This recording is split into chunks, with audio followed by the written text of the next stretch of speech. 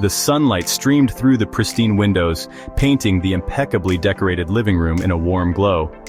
Not a speck of dust dared to mar the gleaming surfaces. A vase of perfectly arranged lilies sat on the coffee table, their fragrance a calculated touch in the perfectly temperature-controlled room. Everything was perfect, too perfect. Jade sat on the plush sofa, sipping her green smoothie, her gaze distant. She ran her fingers along the smooth leather of the sofa, a nagging feeling growing in the pit of her stomach. Her life was exactly as she had always envisioned it. A beautiful house in a safe neighborhood, a loving husband, and all the material comfort she could ever desire. Yet a sense of unease lingered, a discordant note in the harmonious symphony of her life. I can't quite place my finger on it, but something feels off. The longer she sat in the suffocating perfection of her living room, the stronger the feeling became. It was like a low hum in the back of her mind, a constant reminder that something was amiss. She stood up abruptly, knocking over a perfectly plump cushion in the process. I need to get out of the house, to breathe in the fresh air, to feel something real. Honey, I'm going for a walk. Her voice echoed slightly in the empty house. A moment later, a voice answered from the study. Okay, sweetheart, enjoy yourself. Don't forget to take your phone, you know how I worry. Carl, her husband, always the picture of concern. Jade sometimes wished he would break out of his predictable routine, show a flicker of spontaneity. But then again, that was Carl. Reliable, predictable Carl. Jade grabbed her phone from the side table, the screen flashing with a picture of her and Carl, their smiles wide and bright, their eyes just a little too wide. We look happy perfect, but are we? Stepping out into the crisp autumn air, Jade felt a momentary sense of relief. The manicured lawns and identical houses, all painted in various shades of beige and cream, stretched before her like a scene from a movie set.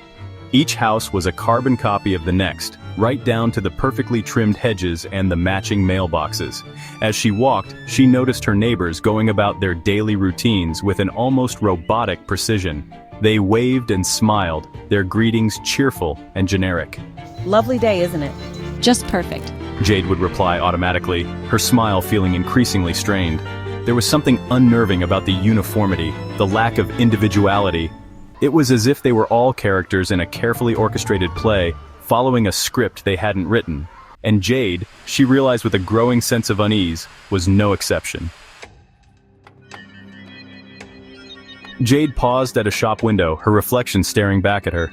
Her blonde hair was styled in perfect waves, her makeup flawless. She looked like a model from a magazine, but the smile that graced her lips felt foreign, a mask hiding the turmoil brewing beneath the surface. She reached out a hand, her fingers touching the cold glass. The reflection mimicked her movements, the smile unwavering. Jade, with realization, I have spent so long striving for perfection, for the ideal life, that I have lost myself somewhere along the way. I have become a caricature of my former self, a Stepford wife in a town full of them. The realization hit her like a punch to the gut.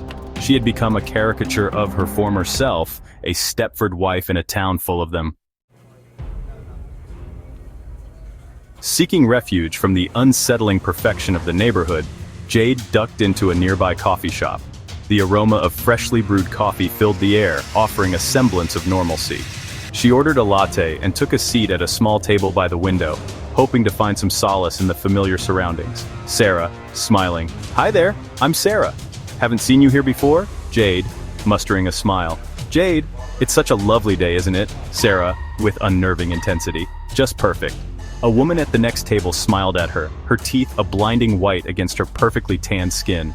Hi there, the woman chirped, her voice overly sweet. I'm Sarah. Haven't seen you here before, Jade replied, mustering a smile. It's such a lovely day, isn't it? Sarah continued, her eyes scanning Jade with an unnerving intensity. Just perfect. Jade, nodding, feeling uncomfortable. There was something about Sarah's perfect smile, the way her eyes seemed to see right through me, that set me on edge. It was as if I were looking at a reflection of the person I feared I was becoming.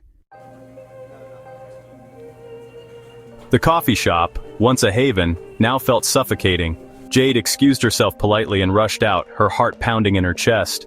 The weight of her realization pressed down on her, threatening to crush her. As she walked back home, the houses, once so charming, now seemed sinister, like gilded cages designed to trap them all in a web of artificial perfection. The smiles and waves of her neighbors now felt like threats, a constant reminder of the charade they were all forced to maintain. Jade, pausing at her front door. Carl, his predictable routine, his unwavering cheerfulness. Is he happy? Truly happy? Or is he, like me, merely playing a part in this elaborate play? Reaching her front door, Jade paused, her hand hovering over the doorknob. She thought of Carl, his predictable routine, his unwavering cheerfulness. Was he happy? Truly happy? Or was he, like her, merely playing a part in this elaborate play? Jade, feeling nauseous. The true cost of perfection. It's a gilded cage, a suffocating existence devoid of genuine emotion, of true connection. And I'm trapped inside, along with everyone else in this picture-perfect town. The question is, can I escape? And if I do, will I even recognize myself on the other side? A wave of nausea washed over her as she realized the true cost of perfection. It was a gilded cage, a suffocating existence devoid of genuine emotion, of true connection. And she was trapped inside, along with everyone else in this picture-perfect town. The question was, could she escape? And if she did, would she even recognize herself on the other side?